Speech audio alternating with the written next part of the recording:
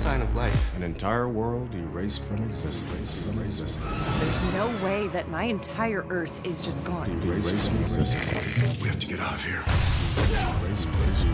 I need my family to live. Erased.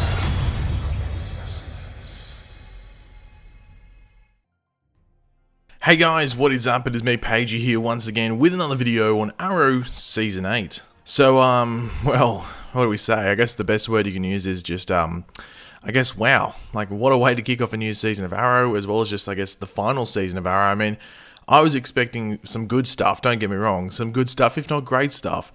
But what we got was just, yeah, it was just, as I said, wow. Like, personally, if that future stuff wasn't in the episode, as I said in my review yesterday, I think, from when this video will come out, I'd probably give it a 10 out of 10. Like, perfect, pretty much. Like, some might disagree with me, but yeah, I can't believe how good it was and just how entertaining and just fulfilling it was to watch as an Arrow fan. But in this video, we are going to go over the direct fallout from the first episode of Arrow Season 8, as well as the, I guess, the trailer for Episode 2, which you've probably just watched before I started the video. As you would expect, all of that plays into the fallout from that first episode, not surprisingly. But we will go over the fallout from Episode 1 and what happened, and then the other stuff from the trailer of note to talk about, as well as some little bits and bobs and Bebos. But of course, before we get into the actual breakdown of everything, we will quickly go over the synopsis for Episode 2, as it does give us a bit of an idea as to what's going on that isn't really highlighted in the trailer. But of course, throughout the video, be sure to let me know all of your various opinions and thoughts on, I guess, the fallout from Episode 1 and what's happening in Episode 2, and everything like that. And of course, if you're going to enjoy the video and you're just excited for what's to come, why not leave a like on the video?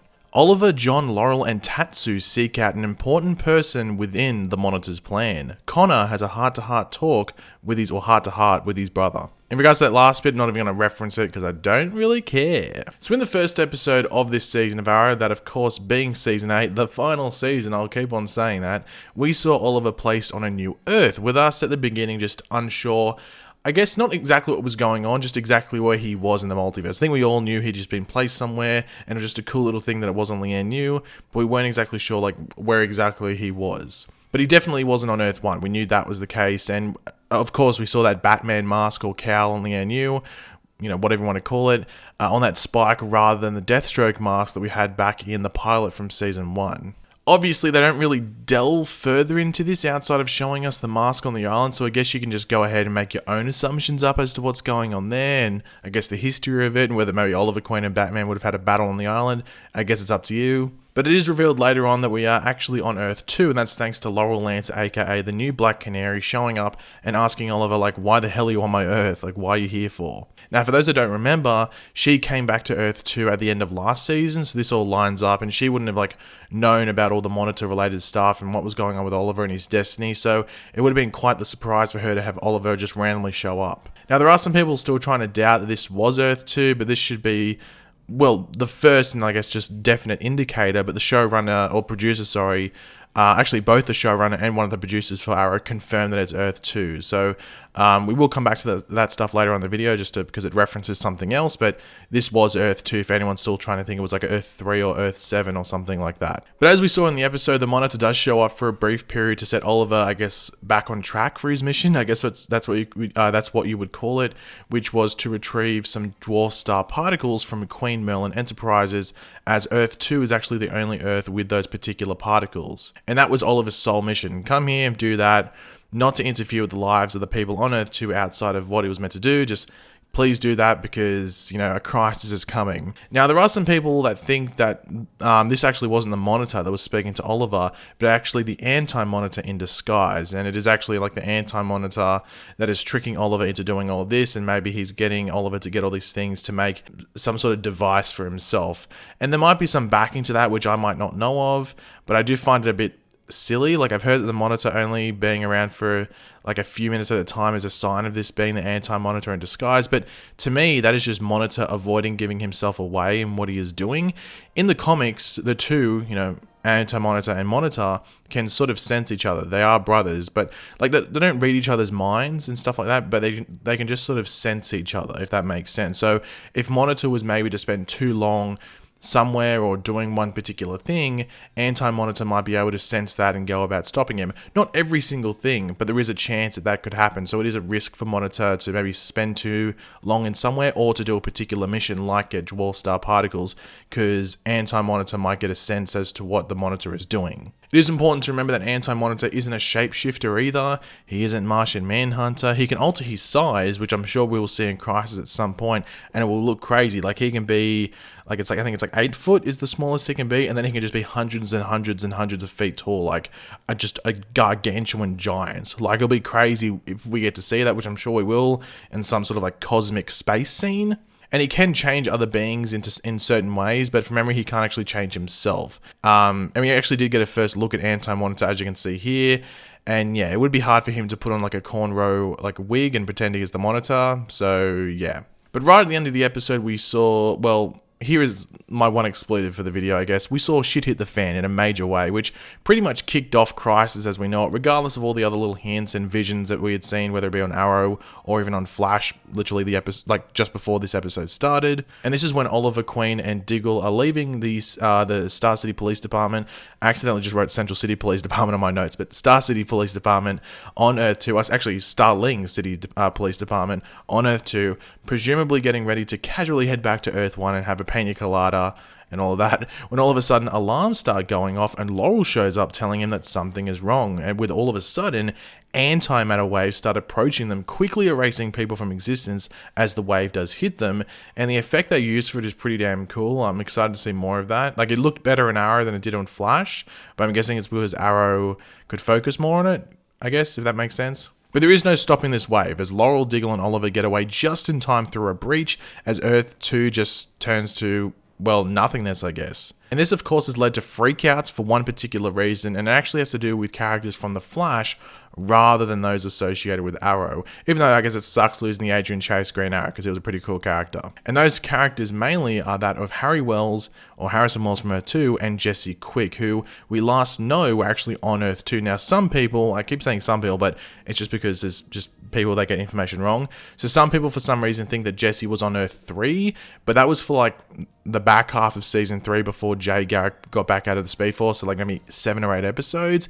It was made pretty clear later on that she was back on Earth-2, like her dad mentioned it multiple times. She had started her own superhero sort of team, like her own Team Flash on Earth-2, mentioned multiple times in season 4. So please drop that, people who are still saying she was on Earth-3, because she was there for like 7 episodes and then went back to Earth-2. But in regards to this, Mark Guggenheim, who I sort of alluded to before, the producer on Arrow, has confirmed that the fates of those we know from Earth-2 and just the general state of the Earth in general will be revealed in next week's episode. Obviously, it's hard to tell whether it's Flash or Arrow he's alluding to here, but I would assume Arrow, especially based off the trailer when we hear the Monitor, talking. I think it's just to Oliver. It could be the group, but I'm just going to assume it's Oliver when he says an entire world erased from existence. And this is probably the Monitor just emphasizing the threat at hand. Look, yo, I wasn't joking. This is what this guy can do. Wow, please listen to me. We need to get this done. Now, we of course see Laurel like super upset about what went down as well, which makes sense when she is sort of in disbelief that something like that could have happened to her Earth, everyone she knows and stuff like that. It's going to be super interesting what goes down and whether there was like enough prior warning for characters like Jesse and Harry to maybe get away to another Earth. I mean, Laurel had enough time to get to Star City Police Department, so if Harry and Jesse were chilling in their sort of like lab area, maybe they were able to quickly breach away. That's a possibility, so keep that in mind. The issue with that is like Jesse Quick's actress is on another show and might be appearing in Crisis, so maybe they could keep Harry alive. Maybe Jesse died and Harry survived. Who knows?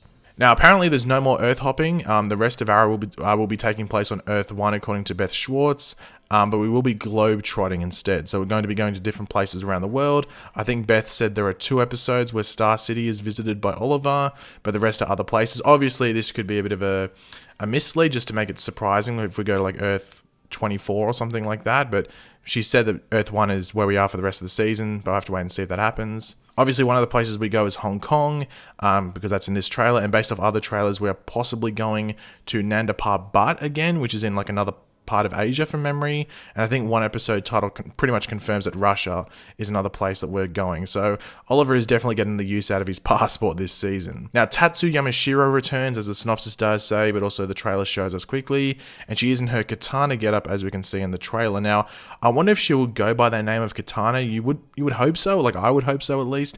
I was disappointed we didn't get to see more of her after season 3, but I think the Suicide Squad movie sort of got in the way of Arrow using her character, and I guess specifically her being Katana, but at least we get to see her again before the show finishes, and I hope she actually goes by the name Katana, or maybe like crime gangs in Hong Kong call her Katana. She doesn't call herself Katana, but they call her Katana. That'd be pretty cool. Now the synopsis does talk about them finding an important person, and it's not Tatsu, as she is actually included in the group of people that's looking for the person. Now I guess the possibilities are maybe like China White, or maybe like May or Mai, who is like Shadow's twin sister.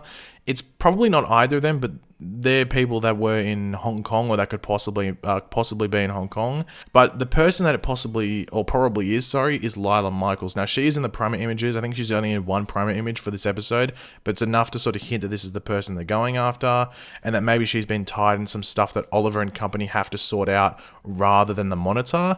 Obviously, as hopefully most of you would know, Lyla Michaels is pretty damn vital to the Crisis story, not only in the comics but also the TV event, as she will be Harbinger. Now, she is essentially like the right-hand man or woman, I guess you could say, of the Monitor, and she will be doing a lot in Crisis on Infinite Earths, mainly in the opening portions of it. Like, she's pretty much going to be like the main character for, I would say, like the opening 10-15 minutes maybe. I'd say like something like that, and she does play a role as the story goes on, and it's a pretty sad role, I guess you could say, as well. Obviously, we did get the first look of her suited up as Harbinger a couple of weeks back, but that's probably my top prediction as to who they are after, just Lyla, because she's vital to the Monitor's plan. Like, she actually is. But you never know, it could be someone else entirely, but that's my prediction. I think I'm correct in saying that. But yeah, guys, that's pretty much it to talk about in regards to the fallout from episode 1 and the stuff from the trailer for episode 2 and stuff we know about episode 2.